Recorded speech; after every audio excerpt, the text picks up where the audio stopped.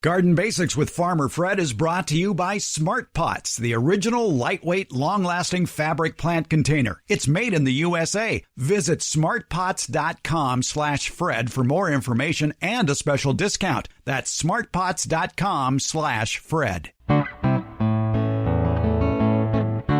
Welcome to the Garden Basics with Farmer Fred podcast. If you're just a beginning gardener or you want good gardening information, well, you've come to the right spot. What is the most consumed vegetable in the United States? It's potatoes. Oddly enough, it's not even on the top 10 list of backyard garden vegetables. That's too bad, really, because the potato varieties that are available for home gardeners are more colorful and flavorful than the varieties you're going to find in a grocery store. And potatoes are not that hard to grow. We revisit a conversation we had with America's favorite retired college horticultural professor, Debbie Flower, about growing potatoes. She has some tips about choosing potatoes and how to cut and prepare them for planting. And she offers a couple of good reasons for growing your potatoes in containers. There's ease of harvest and possibly to thwart any diseases that could spread to your tomatoes or peppers that just might be in the same garden bed.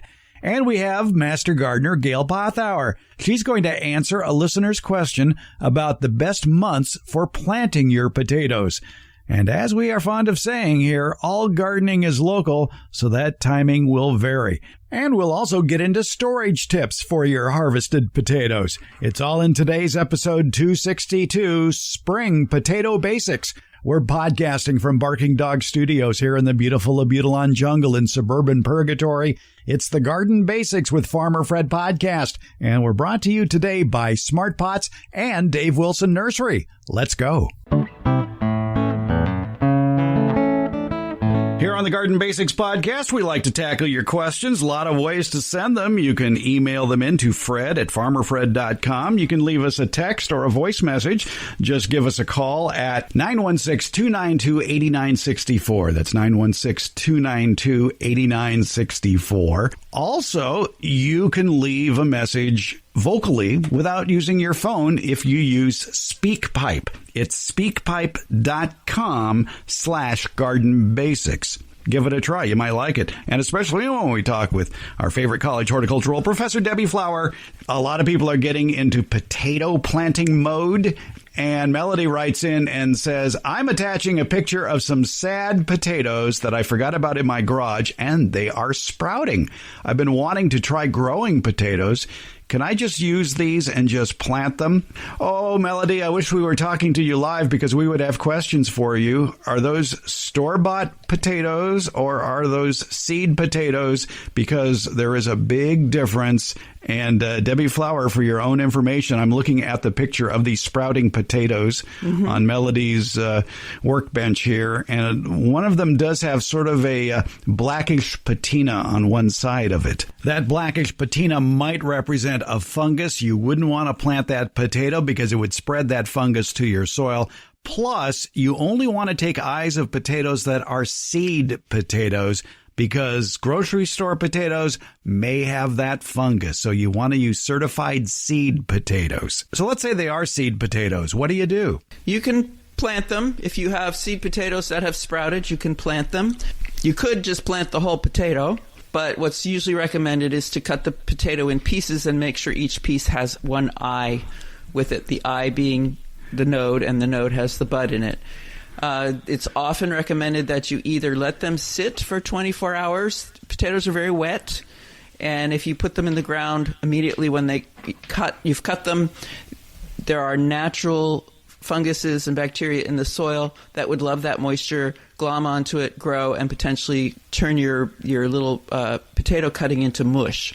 So if you let it sit for 24 hours, the exterior of that part of the potato that you're going to plant that contains an eye will dry out a little bit, and that will prevent fungus from occurring. If you need to plant immediately, you get some soil sulfur, you cut your potato into the pieces, each with an eye, and as much of the potato attached as you can based on how many cuts you've made in that potato, and shake it in the soil sulfur. Sulfur is very acidic and will prevent funguses and bacteria from growing. And I imagine there would be no harm when you're cubing that potato into eyes to include maybe 2 eyes per cube. Right. The smaller the pieces you make, so the more eyes you cut out individually, the less food that eye has to live on until it gets itself established. The rest of the potato has lots of nutrition in it.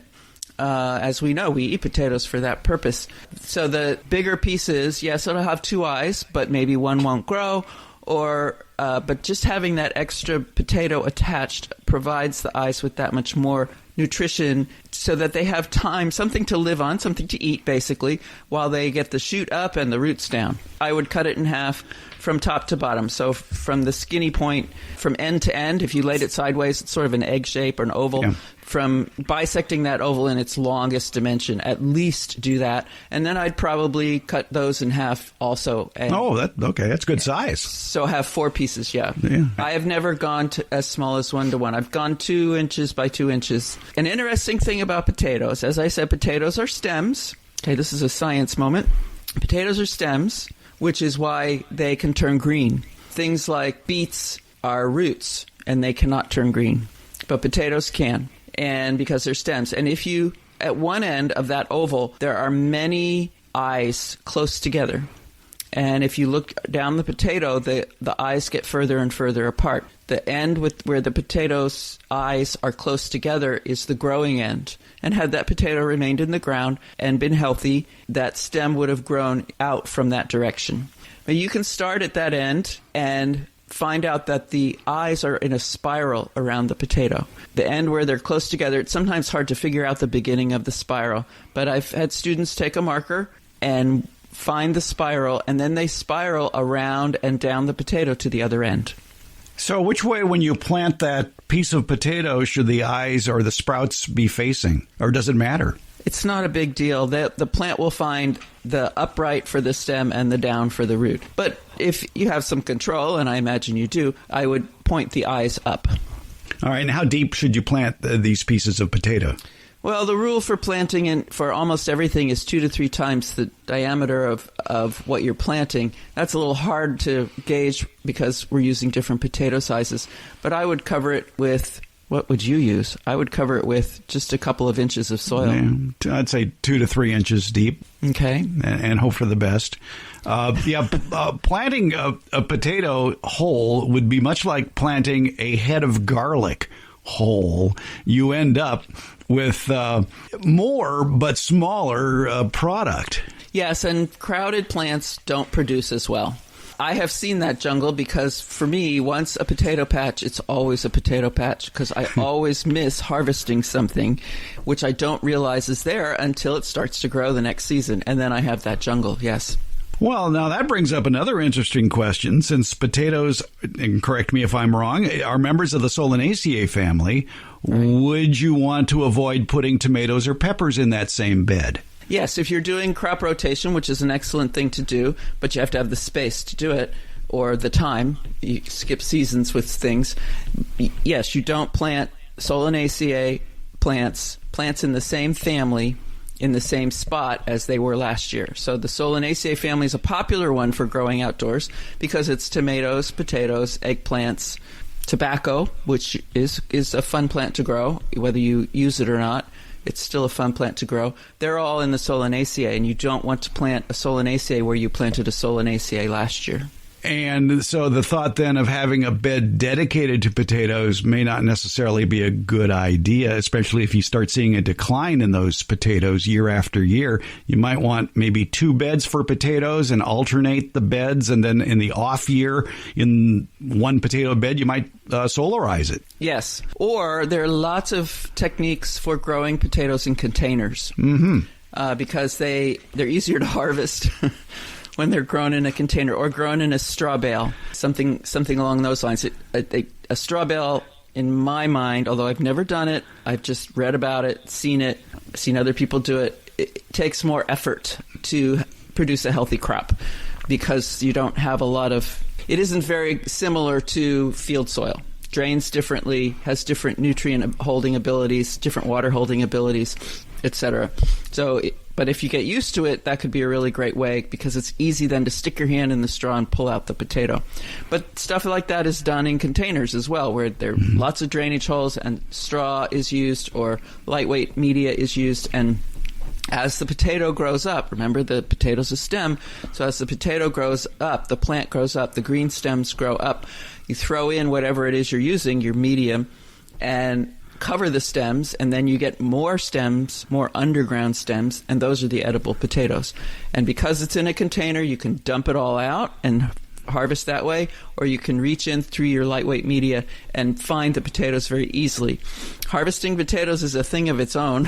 There are even tools called potato forks, but I always ended up impaling the potatoes with such a structure, such a tool. So growing in a container might be an easier way to do it. Yeah, you can just dump the container right at harvest time. And if you have used, which you shouldn't, but if you have used one of those grocery store potatoes that has the fungus on it, you haven't contaminated your soil. What you do with the media you grow in could be a little tricky. You either have to put it in a hot compost pile or solarize it or let it set idle for certainly a year to hopefully quell that fungus. But once you've got fungus, I swear, when the earth does whatever it's going to do, let's say it freezes or it totally catches fire or whatever, fungus spores are going to survive. They're known to be able to survive fire. They're known to be able to survive freezing. So if you've added them from the grocery store, you're probably never going to get rid of them, even if you grow in a container. Even if you solarize the soil? Because if they're in their spore phase, funguses can survive that. They can survive those high temperatures. Debbie Downer. I know. Jeez. Wow. Yeah. But anyway, potatoes are fun to grow. And like you say, it's the hunt job at harvest time. And how do you know when it's harvest time, since they grow underground? When they start to flower, you don't want them to flower, because flowering takes food out of the stem. As I've said multiple times, the potato is a stem. It's a modified stem. It's a stem modified for storage of food so that the plant can live off of that food if necessary. And when it goes to flower, it takes food out of that potato. So when it starts to flower, that would be time to start to harvest. But you can harvest anytime. Yeah, there would just be probably just different sizes, really. Different sizes, right. Those little potatoes, little boiling potatoes or whatever they're called, would be what you'd get in your first harvest, your small harvest. You'll find them at the end as well, because they're being produced over time. So the stem potatoes produced first will be biggest, and the others will be smaller. As far as the potatoes you grow, can you use those as seed potatoes the following year? Technically, yes, you can. You're cloning the plant. You're basically taking a stem cutting, and so you'll get You'll get the same potato that you grew the previous year. If you use your potato as a seed potato, you want to be sure that it hasn't accumulated any disease problems. And that's tricky, because when you buy a seed potato, it has gone through a laboratory testing, and they can do things in that laboratory that we can't do in our backyard. So I would recommend that you go buy a new seed potato. All right. The Master Gardeners of Santa Clara County have a nice page, and we'll put in the show notes, about growing potatoes.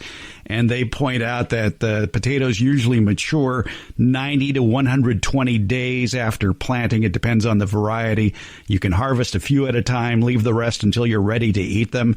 And when you rob the potato plant for smaller, more tender potatoes, be careful not to damage the plant. That makes plenty of sense. Like you said, don't stab them. Right. You don't want to do that. And they point out to harvest remaining potatoes when the plants wilt and turn brown. Yeah, that's true. That's what I was initially going to say, but flowering certainly interferes with the size of the potatoes. Do you have to keep them covered as the plant grows? If the tubers are near the surface, do you add more soil? Yes, depends what you want. If a potato grows and it's a stem, it's not a tuber. But if the potato grows near the surface and turns green, then it will start to grow its own stems. Those eyes on that potato will germinate, and you will get another stem that in that location. And if that's a good thing, if it's feet away from the main stem, then maybe you want that. Maybe you don't want that. That potato then will decline and will not be one that you'll be able to harvest. I would think that any potato that's exposed to light may be rather bitter tasting, and you can see the telltale green area. Can you cut out that area and eat the rest of the potato? The food safety people say don't. Okay. But I've done it many times. And you're still here. And I'm still here to talk about it. What's happening when the potato's a stem, when it's exposed to light, it can turn green. The green is chlorophyll formation. Plants will only produce chlorophyll when it benefits them. And if you cover it up, that chlorophyll will potentially go away. The plant will break it down. It's valuable. The chlorophyll is made of things that are valuable to the plant for other reasons, and so it will break it down and use the contents of the chlorophyll for something else. So all you're getting technically is chlorophyll, but stem has now become is actively growing, and when it's actively growing, it also produces, besides chlorophyll, something called solanine. And solanine is a chemical that can cause bitterness, and in high quantities is poisonous. So that is why it's recommended that you do not eat a potato that has turned green. The green is only chlorophyll, but it does mean that stem has become actively growing, which could mean it's producing solanine, which in high quantities is poisonous. Well, before we wrap this up, I would like you to expand upon your Don Quixote persona of explaining why a potato is not a tuber, it's a stem. Certain plants produce underground parts for storage so that they can live over from year to year. That's why we have perennials. Most plants we know use their roots and store food in their roots so that they can survive the hard times. But other plants have specialized structures in which they store the food. Bulbs, an onion is a bulb. Tubers, what's a tuber? A yam is a tuber, I believe. And stem pieces, modified stems. Iris is another thing that has a modified stem. And it doesn't look like a potato because it's not related to a potato, but it is a modified stem. But that fat part that travels underground, rhizomes. Bermuda grass has modified stems. They're not particularly thick to our eye, but in the grass world, they are thick stems that travel underground and hold food so that the plant can grow bigger and survive rough times and come back from it because it has stored food to live on. Are you saying that Bermuda grass doesn't have rhizomes? They have modified stems? Rhizomes are modified stems. Oh, okay. All right. Yeah. Rhizomes and stolons are names for other modified stems. The iris has a rhizome, and rhizomes typically travel horizontally underground. So Bermuda grass rhizomes travel side to side. Iris rhizomes travel side to side. They're fairly near the surface. But the potato stem is just formed off of the side of another stem randomly in location, and it stores food so that if something major happens to that potato plant, it can regrow from that potato. The things that distinguish a stem from a tuber or a bulb, the easiest things to see are that fact that the stem can turn green, which a tuber and a bulb cannot, and a stem has eyes or nodes on it that will grow leaves and stems from that spot, which a bulb does not. If you look at an onion, if you cut it in half from top to bottom, you'll see what is in cooking, at least the cooking shows I watch, they call it the core. The core of the onion is the actual stem, and it's a arc-shaped, thick structure at the bottom of the onion. And at the very bottom on the outside, you'll see a flat spot with some thick hair sort of on it. Those are the roots. So in a bulb, it's actually modified leaves that are attached to that strange stem. And if an onion grows, if you ever find one in your pantry that grows and cut it in half, you will see that the stem of that onion that's growing out at the top actually started from the stem down the core of the onion, down in the bottom. It didn't come from the leaves. The leaves are modified to hold food. So I don't know if that's clear. It was fun. But I just think you have an uphill battle convincing people that potatoes aren't tubers. Well, I think yams are tubers, beets are tubers. You can grow a yam. My mother used to do it all the time with toothpicks. Hang it in a jar of water on the kitchen windowsill. Mm-hmm. There was always a yam growing there. and they can be grown ornamentally, and they can be grown in the Sacramento garden. They have to, in order to do that, they have to have a bud at the end of the plant where the tuber was attached to the plant. Is a yam the same thing as a sweet potato? Yes. Technically, no, but what we call a yam and a sweet potato are the same thing. Okay. So, and they are tuber, and if you look at them, you don't see that spiral of eyes around them. If you see an eye, it's going to be at one end, one of the skinny ends. That's where the plant was attached. That's where the tuber was attached to the plant. And if you grow it, like my mother did on the kitchen windowsill, any buds are going to come out of that tip. They don't have that spiral of eyes all the way down and around. Did she plant them? No, we lived in New Jersey. I guess we could have grown them in summer, but they would have died in winter. She just did it, I don't know, to make herself happy, I guess. Okay, all right. Well, her last name was Flower. Not originally. No, not originally, but why not? But she grew up in, she was very poor as a kid, and so I imagine her dad was a blacksmith, and they had chickens, and they had a field of strawberries that we would go help harvest, and he literally sold them at the side of the road, yeah. So you have farming in your genes? Yes, on both sides. Well, we've learned a lot about potatoes today. Debbie Flower, thanks for your help on this. Oh, pleasure. Grow potatoes, they're fun. I'm pretty picky about who I allow to advertise on this podcast. My criteria, though, is pretty simple. It has to be a product I like, a product I use, and a product I would buy again. And you know who checks all those boxes? It's Smart Pots. Smart Pots is the oldest and still the best of all the fabric plant containers that you might find. Smart Pots are sold around the world, and they're proudly made 100% right here in the USA. Smart Pots come in a wide array of sizes and colors and can be reused year after year. Some models even have handles, and that makes them a lot easier to move around the yard. Because the fabric breathes, Smart Pots are better suited than plastic pots, especially for hot climates. That breathable fabric has other benefits too. Water drainage issues? Not with Smart Pots. Roots that go round and round choking the root ball like they do in plastic pots? Doesn't happen with Smart Pots. These benefits will help you get a bigger, better plant than what you've gotten in the past with the same size plastic or other hard container. Smart Pots are available at independent garden centers as well as select Ace and True Value hardware stores nationwide.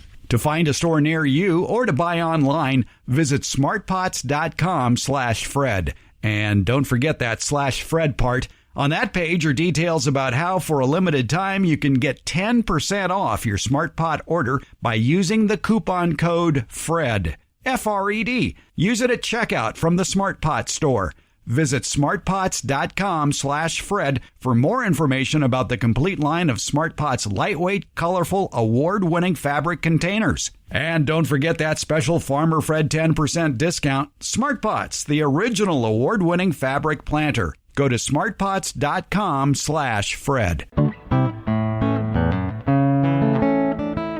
We covered a lot about growing potatoes with Debbie Flower in that last segment, but one topic we didn't cover that we should is how to store potatoes.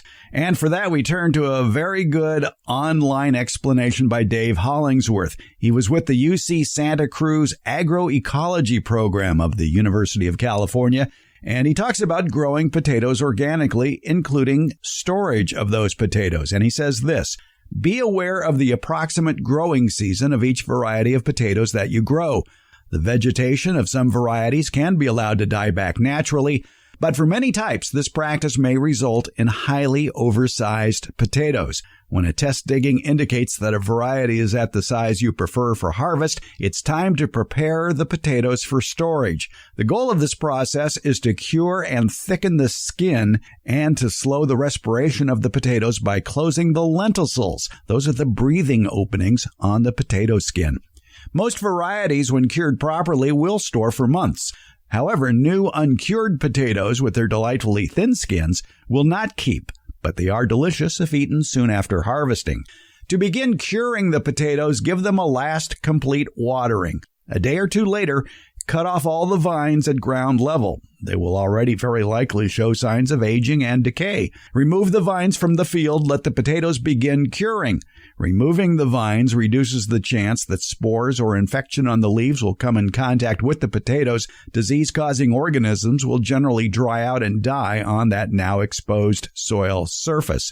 And then begins the test digging of some potatoes. Do that about 8 to 10 days after you remove the vines. The skins should be quite tough by then. If not, just give them a few more days underground. Before digging the main crop, you may wish to irrigate again. It makes digging easier and break up the clods that can skin or bruise the potatoes.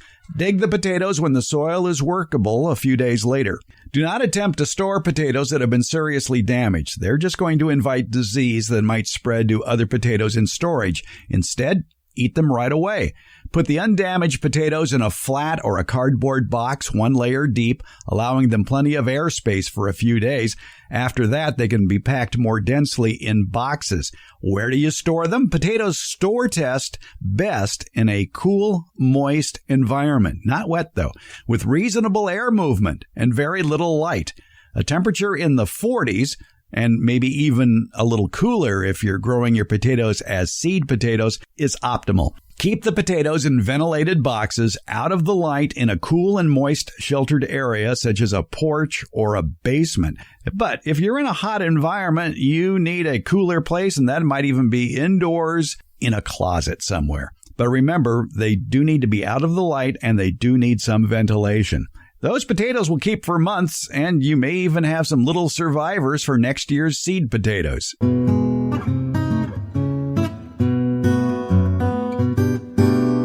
Yes, I was wondering about something I read online.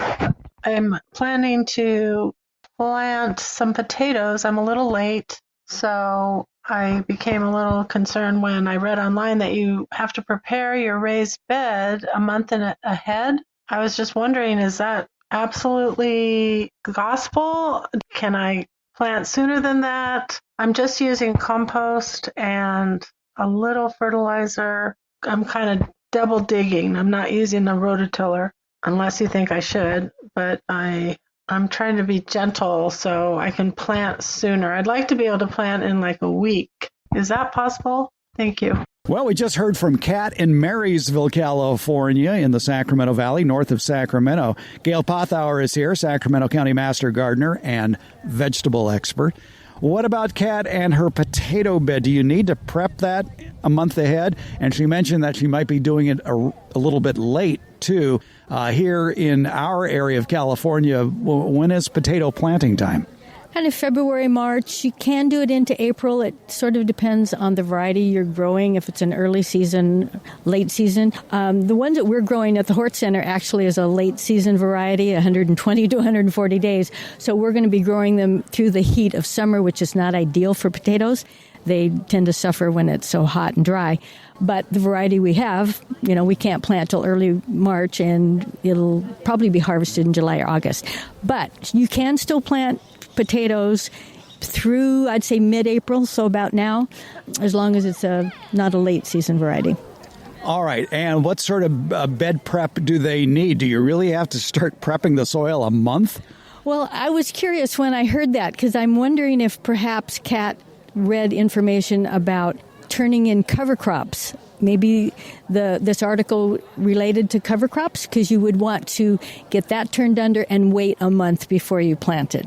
Or if it was adding some manure, you would not want to plant, prep the bed with manure and plant right away. You'd need to let it kind of decompose. So I don't know exactly what the article she read was about. In my home garden and here at the Horticulture Center, we prep the beds and plant right away. So the fertilizer we use is a composted chicken manure that's 433 or 432. So it's already composted. We don't have any issues with burning the plants. We had compost, and as long as you have friable soil, nothing too dense or clayey, it should be fine. And I don't know that waiting a month is not necessary unless it's something that you added to the soil that needs to decompose first. Now, you're growing all your potatoes here in either large containers or raised beds, so the soil is going to warm up quicker. Does soil temperature play a key in when you plant potatoes? It does, because if it's too cold, they might sit there and rot, if it's wet. Potatoes are a cool season crop, and they are sensitive to temperatures. So the ideal soil temperature for potatoes, I think, is like 50 to 80, with the optimum being about 60 or 65 degrees. One of the problems we're going to have is growing them through the summer. Our soil temperature is going to get a little hotter. So we'll mulch with straw, maybe provide some shade cloth, keep them evenly moist, not too wet because they can rot, but you don't want them to dry out. You start getting knobby potatoes if they dry out, and then you start watering them again. So soil temperature is critical. The air temperature is pretty critical. You don't want too cold.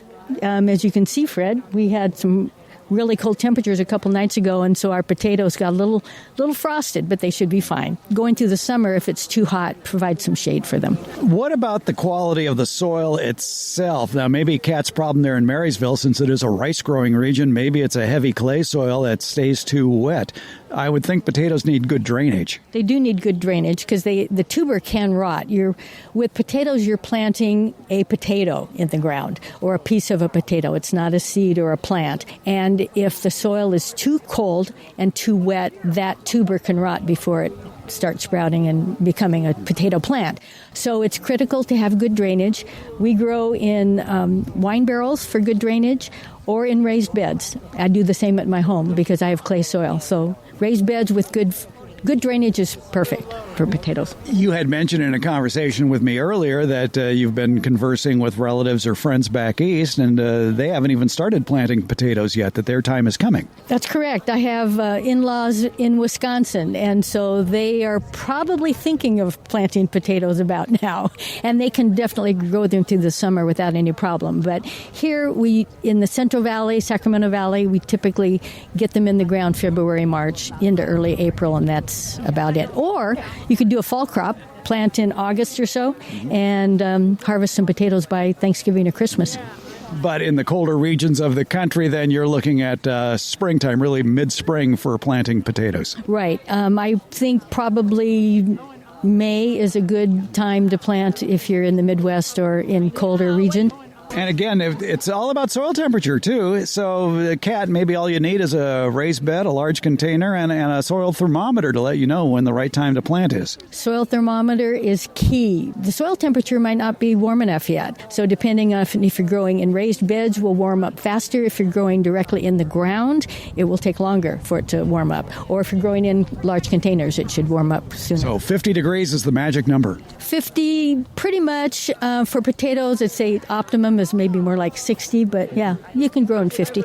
All right, Kat, I hope that helps you out in your potato planting mystery there. Gail Pothour, Sacramento County Master Gardener. We're here at the Fair Oaks Horticulture Center where people can see, as they are today during the open garden day here at the Fair Oaks Hort Center, everything that's going on, the planting preparation that's going on in the vegetable area. We've got the orchard. There's the compost area. There's just so many aspects here to the Fair Oaks Horticulture Center that is really a great place for people to come and learn all about gardening. And, of course, there's Harvest Day, which is the first Saturday in August. That's a big gardening event here, and it is free. Gail, thanks so much for your time and effort. My pleasure, Fred.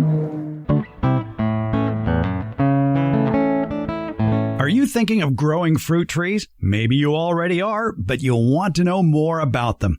Well, you probably have a million questions, like which fruit trees will grow where I live? What are the tastiest fruits? When's harvest time? How do I care for these trees? The good news is the answers are all nearby. Just go to davewilson.com, click on the Home Garden tab at the top of the page. And in that Home Garden tab, you're going to find a link to their fruit and nut harvest chart so you can be picking delicious, healthy fruits from your own yard for a long growing season. Here in USDA Zone 9, that could be May through December. And you're just a click away with the informative YouTube video series at davewilson.com. As part of that video series, they'll walk you through the simple process of using the Dave Wilson website to find their trees either at a nearby local nursery or at a mail order source. That's Dave Wilson Nursery, the nation's largest grower of fruit trees for the backyard garden. They've got planting tips, taste test results, and information about their revolutionary backyard orchard culture techniques. That'll explain how you can have a cornucopia of different fruit trees in a small backyard. Your harvest to better health begins at davewilson.com.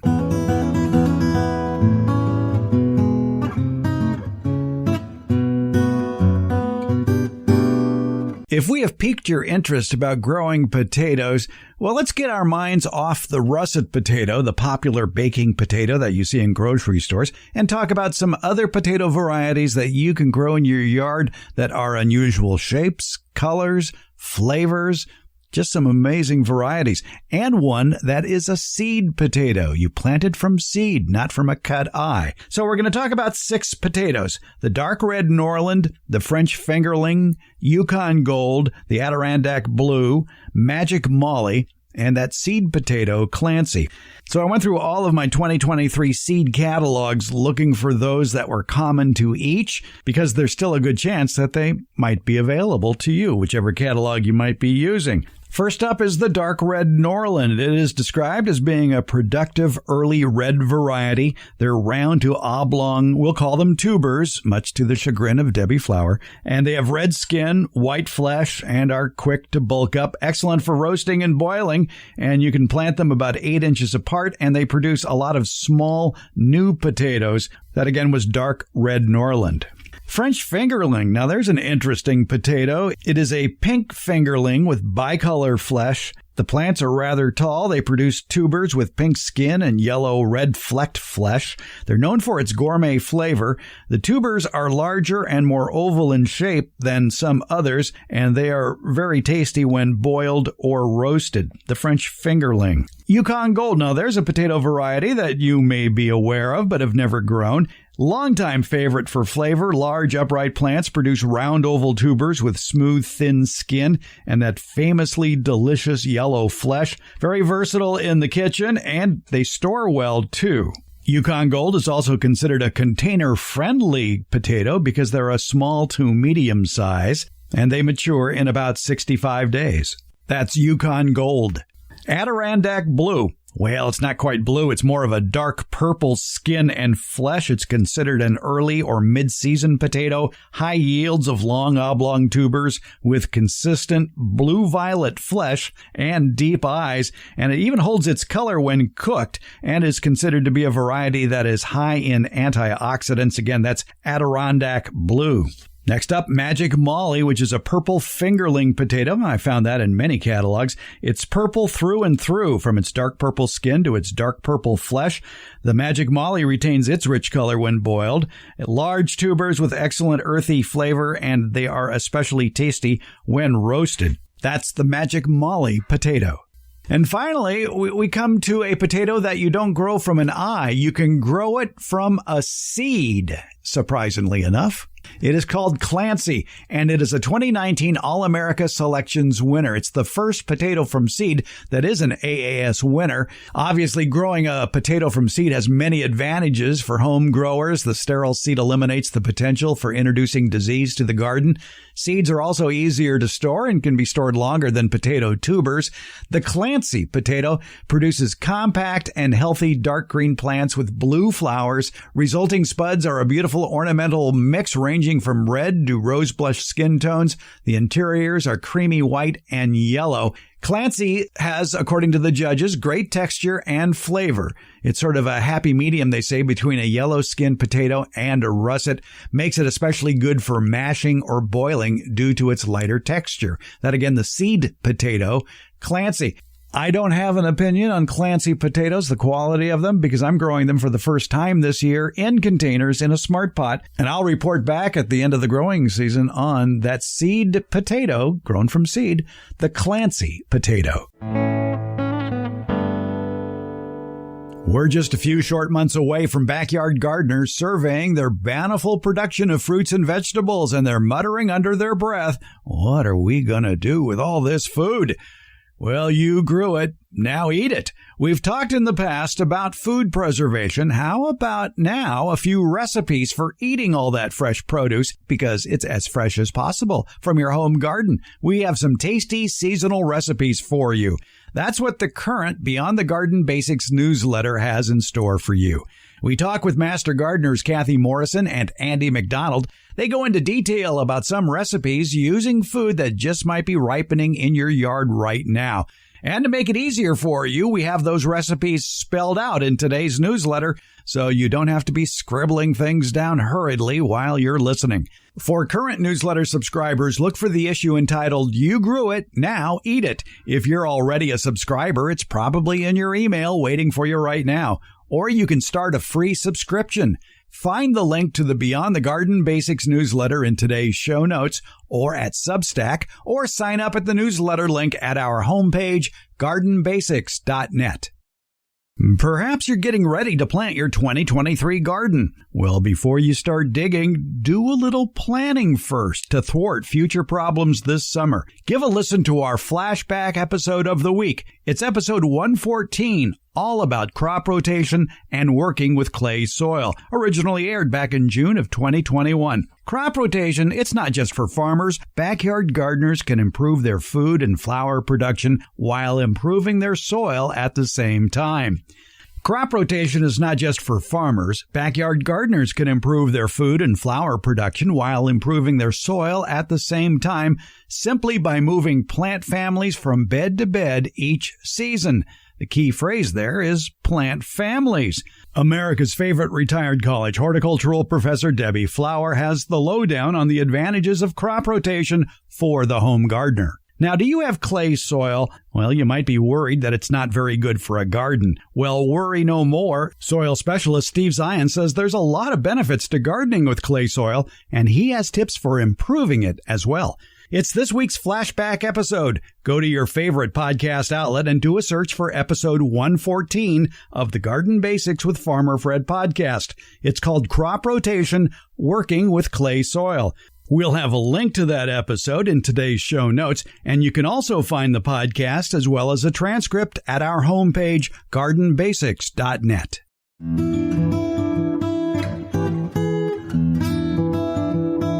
The Garden Basics with Farmer Fred podcast comes out once a week on Fridays. Plus, the newsletter podcast that comes with the Beyond the Garden Basics newsletter continues, and that will also be released on Fridays. Both are free, and they're brought to you by Smart Pots and Dave Wilson Nursery. The Garden Basics podcast is available wherever podcasts are handed out, and that includes our homepage, gardenbasics.net. And that's where you can also sign up for the Beyond the Garden Basics newsletter and podcast. That's gardenbasics.net, or you can use the links in today's show notes. And thank you so much for listening.